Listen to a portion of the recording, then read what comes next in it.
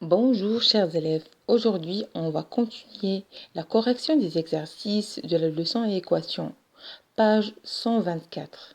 On va commencer.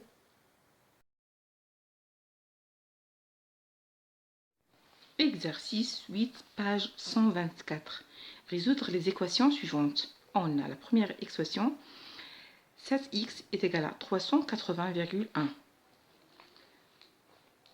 هاد l'équation, هاد المعادلة غادي نحلوها بهاد الطريقة اللي هي سهلة وسهلة جدا. 1. عندنا المجهول ديالنا اللي هو x، غادي نحاولوا نتخلصوا من 7، غادي نقسموا فوقها، كذلك في الطرف الاخر. دونك x غادي نقوموا بعمليه الاختزال. x تساوي لنا 380.1 على 7، غادي تعطينا العدد ديال 54.3. من بعد الكالكول، من بعد ما تنديروا الكالكول غادي نحصلوا على 54.3. دونك هذا هو الحل ديالنا، نأطروه. هذا هو الحل ديال هذه المعادله. نشوفوا بتيت بي، عندنا 51.03 51 0,3 est égal à x fois 8,1. x fois 8,1. هذه هي المعادله ديالنا، والمجهول ديالنا هو x. يعني بغينا x شحال القيمه ديالو، خصنا نقسمو على العدد 8.1 الفوق في كلتا الطرفين. دونك غنشدو 8.1 مقسومة على 8.1 تساوي 51.03 مقسومة على 8.1. نقومو بعملية الاختزال. غادي نلقاو المجهول ديالنا اللي هو اكس، القيمة ديال 51.03 على 8.1. من بعد ما تنديرو الكالكول غنحصلو على النتيجة ديال 6.3، القيمة ديال 6.3 من بعد الكالكول. إذن دونك x est égal à 6,3. هذا هو الحل ديال المعادلة ديالنا. نشوفو بتيت سي 12.5x 12.5x تساوي 53.75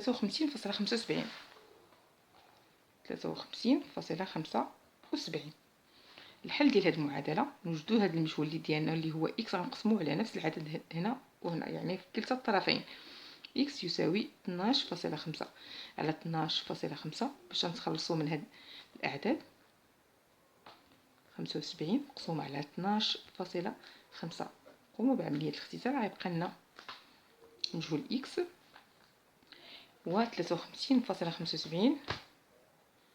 من بعد ما درنا الكالكول ديالنا غادي نحصلوا على القيمه ديال 4.3 4.3. اطروا النتيجه ديالنا. دونك 12.5 x تساوي 53.75. غادي نقسموه على نفس العدد في كلتا الطرفين باش نتخلصوا من هذا العدد ديال 12.5. تخلصنا منه. اذا الحل ديال المعادله ديالنا هو x يساوي 4,3. كان هذا هو الجواب ديال المعادله ديالنا. نشوفوا باقي المعادلات. فعندنا بتيت دي 37.4 x 37.4 x يساوي 37.4. ميم نومبر 37.4. غادي نحاولوا اننا نتخلصوا من هاد الاعداد اللي بالجانب ديال x. المجهول ديالنا x 37.4 غادي نقسموا على نفس العدد في كلتا الطرفين.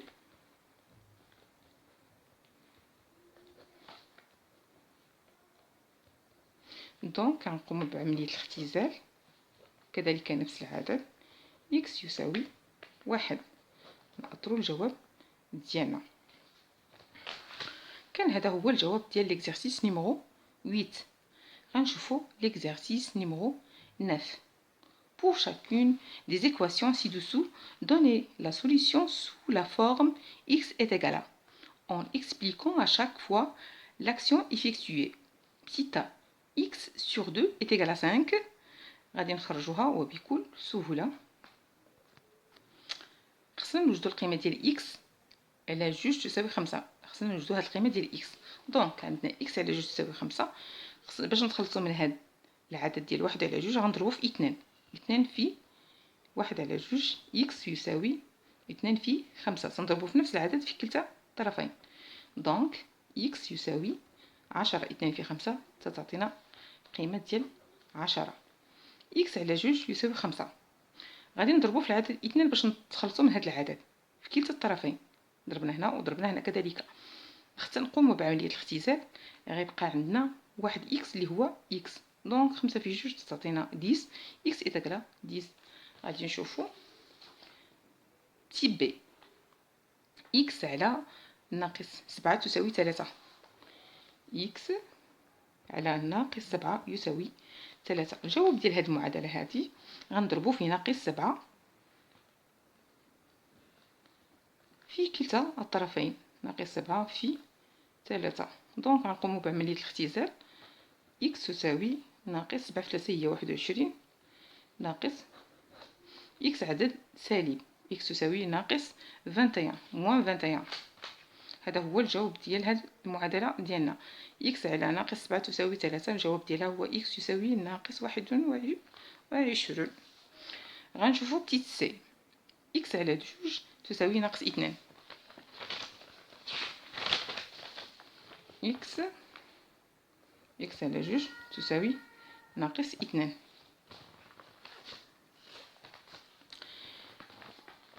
غادي نضربو في نفس العدد في كلتا الطرفين في ناقص 2.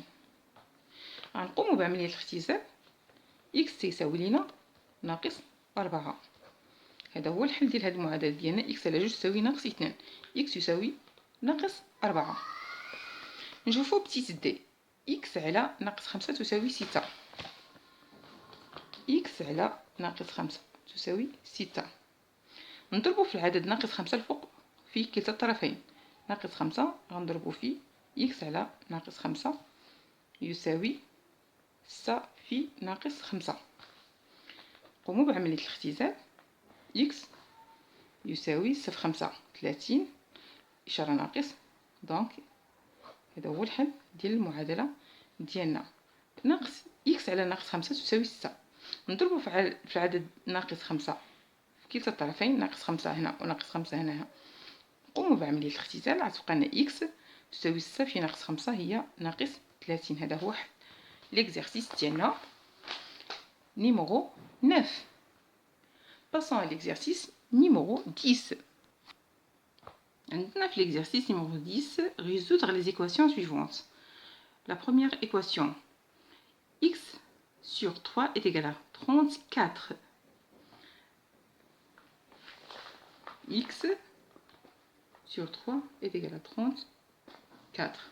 باش نتخلصوا من هاد 1 على 3 تنضربوا في 3. 3 في x على 3 تساوي 3 في 34. دونك تنضربوا هاد العدد 3 اللي عندنا في الكسر لتحت في المقام تنضربوا فيه في كلتا الطرفين. غنقوموا بعمليه الاختزال. تتبقى لينا هنا x و3 في 34 غتعطينا القيمه ديال 102. هذا هو حل المعادله. x يساوي 102. الحل ديال هذه المعادله هو المعادله ديال x يساوي 102. للتاكيد غيبقى عندكم هذاك الرقم تما. نشوفوا المعادله بتيت بي. 32,06 est égal à x sur 0,2. خرجوا هاد العمليات كذلك. هاد المعادله فاصلة 0.6 تساوي x على 0.2. باش نتخلصوا من 1 على 0.2 تنضربوا في 0.2 الفوق. 0.2 في x على 0.2 يساوي 0.2 في 32,06. دونك غنقوموا بعمليه الاختزال.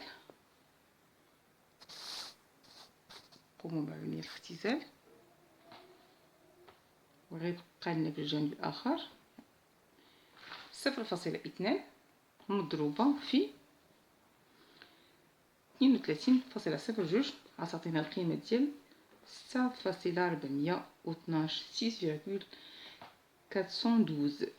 هذا هو الناتج ديال العملية ديالنا. x تساوي 6.412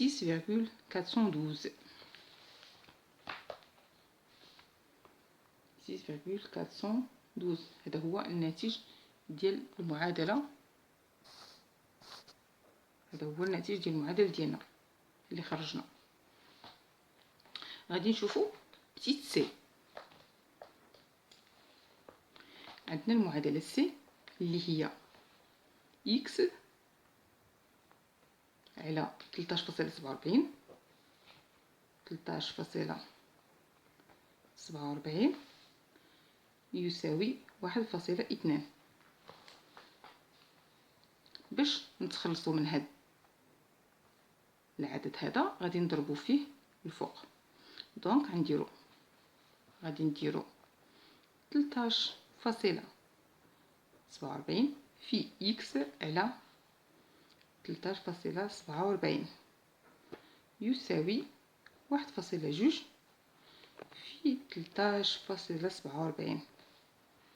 قوموا بعملية الاختزال. غيتبقى لنا العدد x بوحديتو،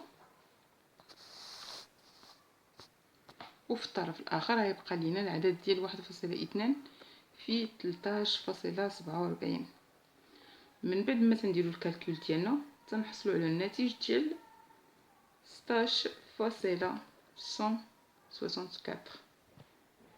هذا هو الحل ديال ليكواسيون ديالنا. x يساوي 16.164. بالنسبه لهاد بتيت سي اللي نزلنا، هذا هو الحل ديال ليكواسيون x sur 13,47 est égal à 1,2. الناتج ديالها هو 16. الجواب ديالها هو 16.146. نخلي لكم هاد الارقام هادو باش ملي ديروا العمليات ديالكم تحسبوا المعادلات ديالكم تاكدوا بهاد القيم اللي عندكم هنايا. هنا عندنا 102، هنا عندنا 0.412، وهنا لقينا 16.164. ونشوفوا النتيجه ديال بتيت دي. عندنا 2.7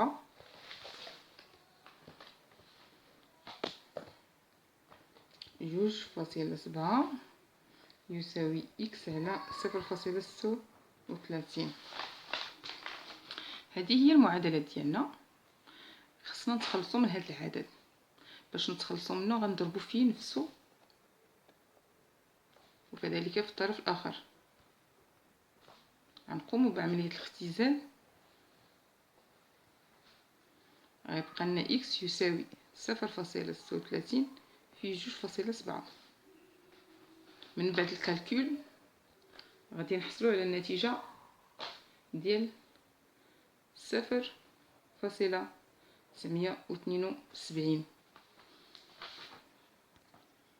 اذا القيمه اللي حصلنا عليها هي 0.972. ديروا خرجوا لي زيكواسيون ديالكم وتاكدوا من هاد الارقام باش تشوفوا واش عندكم لي ريزولطا ديالكم واش صحاح. دونك غادي نشوفوا l'exercice numéro 11. Résoudre les équations suivantes. عندنا petit a 5x est égal à 0. المعادلة ديال a 5 ناقص x تساوي 0. نحولوا هادي نديرو ديال سي. هادي 5 ناقص x تساوي 0. نجبرو x نحولوها من المكان ديالها باش تغير المكان غتغير الاشاره. دونك x تساوي 5. فهي بسيطه، فقط بدلنا المكان ديال ناقص x ولات x، يعني x تساوي 5. نشوفوا 5x يساوي 0. 5x يساوي 0. باش نتخلصوا من هذا العدد هذا غادي نضربو في المقلوب ديالو. 5x نضربو 1 على 5. 1 على 5 هنا في 0. نقوموا بعملية الاختزال. غتبقى لنا 1x تساوي 1 على 5 في 0 تعطينا 0. إذا x يساوي صفر. هذا هو حل ديال المعادلة ديالنا. نشوفو بتيت بي 5 بلس إكس est égal à 0. 5 بلس إكس est égal à 0. إكس موجب غيبقى في المكان ديالو، نحولو العدد لمكان آخر. القيمة ديال إكس تساوي لنا ناقص 5. نشوفو سي بدينا بها. نشوفو بتيت 5 زائد إكس يساوي 1. 5 زائد إكس يساوي 1. إكس موجب نخليوه في المكان ديالو، 1 بقى في المكان ديالو، 5 تبدل المكان، تبدل الإشارة. إكس يساوي إشارة أكبر عدد عندنا هو ناقص 5، إشارة سالبة. نقوم بعملية الطرح العادية. 5 ناقص 1 تعطينا 4. دونك إكس يساوي 4. غادي نشوفو اف 5 ناقص إكس يساوي 1. 5 ناقص إكس يساوي 1. عندنا إكس عدد سالب، نحولوه لمكان آخر. نحولو المكان ديال 1، نغيرو المكان ديالو، وناقص إكس غنغيرو المكان ديالو باش يولي موجب.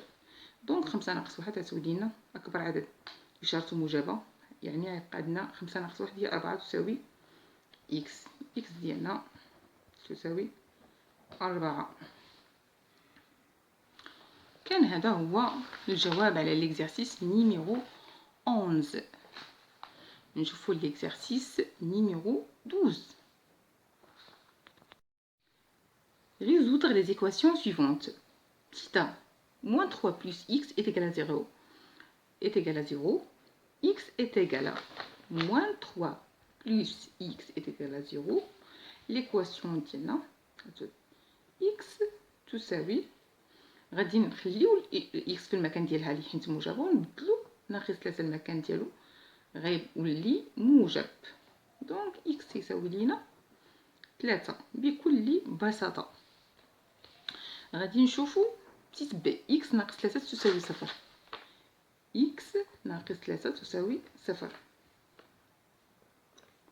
كانت هذه بتيتا وهذه بتيت بي. إكس موجب، غادي نبدلو المكان ديال ناقص 3 غيولي 3. عطانا نفس النتيجة ديال بتيتا. غنشوفو بتيت سي 3 إكس تساوي ناقص 1. بتيت سي 3 إكس تساوي ناقص 1. باش نتخلصو من هاد 3 خصنا نقسمو عليها. 3 على 3 إكس تساوي ناقص 1 على 3. نقوم بعملية الاختزال، غتبقى لنا إكس تساوي ناقص 1 على 3. غادي نشوفو بتيت دي. 1 على 3 إكس، 1 على 3 إكس يساوي 1. باش نتخلصو من 1 على 3 غادي نضربو في 3. 3 في 1 على 3 إكس تساوي 3 في 1. باش نتخلصو من هاد 1 على 3 تنضربو في المقلوب ديال 1 على 3 هو 3. 3 في 1 على 3 غيعطينا 1. نقومو بعملية اختزال، غتبقى لنا فقط إكس، و 3 في 1 هي 3 يساوي 3 في 1 هي 3. هذه هي النتيجة. كان هذا هو الجواب على ليكزارسيس نيميرو 12. نشوفو ليكزارسيس نيميرو 13. Exercice numéro 13. On sait que t sur 3 moins 4 est égal à 2. Petit a, ajouter 4 à chaque nombre de cette égalité. Quelle nouvelle égalité obtient-on? جاوب على هذا السؤال أننا عندنا هذه المعادلة هذه غادي نزيدو 4 في كلتا الطرفين. على بركة الله. المعادلة ديالنا هي t على 3 ناقص 4 تساوي 2. المطلوب منا أننا نديرو واحد العدد 4 غنزيدوه في هاد الطرف زائد الطرف الثاني. 4 ناقص 4 تعطينا 0. غتبقى عندنا المعادلة على هذا الشكل. 4 زائد 2 هي 6. هذه هي المعادلة ديالنا اللي غنتوصلوا ليها. دونك قالك كان نوفال ايغاليتي اوبتيان طون، يعني هذا هو نوفيل ايكواسيون اللي حصلنا عليها. ت على 3 تساوي 6. Petite b. Que doit-on faire en Suisse pour obtenir une égalité de la forme t est égal? écrire cette égalité. كيفاش غادي نحصلوا على واحد t وعندها واحد القيمه، كيفاش نتخلصوا من هذا العدد اللي هو لاصق في t. عندنا باش نتخلصوا من هذا الرقم ديال 1 على 3 t غنضربوا في العدد 3 في 1 على 3 t يساوي 3 في 6. قوم بعملية الاختزال، تبقى لنا عندنا t تساوي 18. دونك القيمة ديال t اللي تنبتو عليها وهي 18. t تساوي 18. كان هذا هو الجواب على ليكزارسيس نيميرو 13. لا تنسوا الاشتراك في القناة والضغط على زر الجرس ولايك وكومنت. شكرا لكم جميعا.